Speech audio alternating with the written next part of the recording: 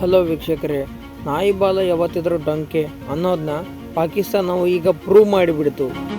ದಿನಾಂಕ 10 ಮೇ 2025ರವರೆಗೂ ಭಾರತವು ನಡೆಸಿದ ದಾಳಿಗಳಲ್ಲಿ ಪಾಕಿಸ್ತಾನದ ಹಲವಾರು ಮಿಲಿಟರಿ ಬೇಸ್ಗಳು ಮತ್ತು ಮಿಸೈಲ್ ಲಾಂಚ್ ಮಾಡೋ ಲಾಂಚ್ ಪ್ಯಾಡ್ಗಳನ್ನು, ಹಾಗೆ ಭಾರತದ ಗಡಿಗಳಲ್ಲಿ ಪಾಕಿಸ್ತಾನವು ಶೆಲ್ ದಾಳಿಗಳನ್ನು ನಡೆಸ್ತಾ ಇತ್ತು. ಆ ಒಂದು ಬೇಸ್ ಕ್ಯಾಂಪ್ಗಳನ್ನು ಸಹ ಭಾರತವು ಸರ್ವನಾಶ ಮಾಡಿಬಿಡ್ತು. ಇದಾದ ನಂತರ ಮಧ್ಯಾಹ್ನ 3:30 ನಂತರ ಪಾಕಿಸ್ತಾನದ DRDO ಭಾರತದ DRDOಗೆ ಫೋನ್ ಮಾಡಿ ಈ ಒಂದು ಕದನಕ್ಕೆ ವಿರಾಮ ನೀಡೋಣ ಅಂತ ಬೇಡಿಕೊಂಡಿತ್ತು. ಇದಕ್ಕೆ ಭಾರತ ಪಾಕಿಸ್ತಾನಕ್ಕೆ ಹಲವಾರು ವಾರ್ನಿಂಗ್ ಅನ್ನು ಕೊಟ್ಟು ಮತ್ತು ಇನ್ನು ಮುಂದೆ ಯಾವುದಾದ್ರೂ ಭಯೋತ್ಪಾದನೆ ದಾಳಿ ಆದರೆ ಭಾರತಕ್ಕೆ ಅದು ಆಕ್ಟ್ ಆಫ್ ವಾರ್ ಅಂದರೆ ಯುದ್ಧಕ್ಕೆ ಪರಿಣಾಮಕಾರಿಯಾಗುತ್ತೆ ಅಂತ ವಾರ್ನಿಂಗ್ ಕೂಡ ಕೊಟ್ಟು ಈ ಒಂದು ಯುದ್ಧವನ್ನು ನಿಲ್ಲಿಸುತ್ತೆ. ಸುಮಾರು 5:30ಕ್ಕೆ ಭಾರತದ DRDO ವಿಕ್ರಮ್ ಮಿಸ್ರಿ ಅವರು ಭಾರತ ಮತ್ತು ಪಾಕಿಸ್ತಾನದ ಕದನ ವಿರಾಮದಲ್ಲಿದೆ ಅಂತ ಅನೌನ್ಸ್ಮೆಂಟ್ ಮಾಡ್ತಾರೆ. ಆದರೆ ಈ ಒಂದು ವಿರಾಮ ಬಹಳಷ್ಟು ಕಾಲ ಉಳಿಯಲಿಲ್ಲ. ಏನಾಯಿತು ನಿನ್ನೆ ರಾತ್ರಿ? ಕದನ ವಿರಾಮ ನಂತರ ನಿನ್ನೆ ರಾತ್ರಿ ಪಾಕಿಸ್ತಾನವು ಭಾರತದ ಗಡಿ ಬಳಿ ಮತ್ತೆ ದಾಳಿ ಶುರು ಮಾಡಿತ್ತು. ಜಮ್ಮು ಮತ್ತು ಕಾಶ್ಮೀರದ ಹತ್ತಿರ ಬಾಂಬ್ ಹಾಕೋದು, ಹಾಗೆ ರಾಜಸ್ಥಾನ್, ಪಂಜಾಬ್ ಈ ಸೈಡೆಲ್ಲ ಡ್ರೋನ್ಗಳನ್ನು ಹಾರಿಸೋದು ಮತ್ತು ಜೆಟ್ಗಳ ಮುಖಾಂತರ ಮಿಸೈಲ್ಗಳನ್ನು ಹಾರಿಸೋದು, ಈ ರೀತಿ ಮತ್ತೆ ಅಟ್ಯಾಕ್ ಮಾಡೋಕ್ಕೆ ಸ್ಟಾರ್ಟ್ ಆಯಿತು. ಜನರಿಗೆ ಬಾಂಬ್ಗಳ ಸದ್ದುಗಳು ಕೇಳೋಕ್ಕೆ ಸ್ಟಾರ್ಟ್ ಆಯಿತು ಎಲ್ಲ ಕಡೆ.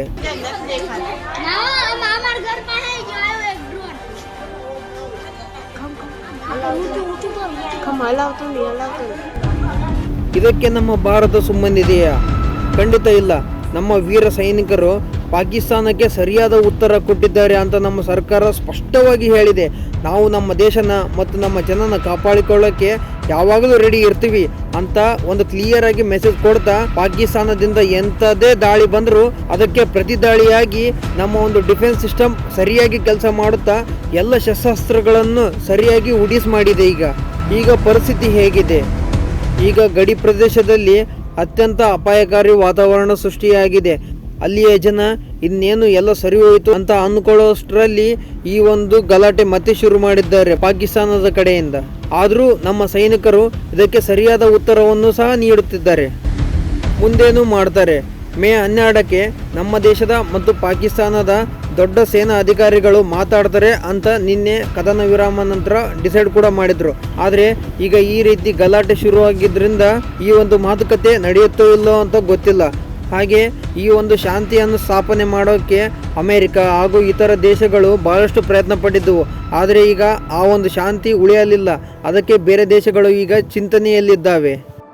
ಈಗ ಸದ್ಯದ ಪರಿಸ್ಥಿತಿ, ಬೆಳಗಿನ ಜಾವತನ ಮಿಸೈಲ್ ದಾಳಿಗಳು, ಡ್ರೋನ್ ದಾಳಿಗಳು ಬಂದಿದ್ದವು ಅಂತ ಮಾಹಿತಿ ಬರ್ತಾ ಇದೆ.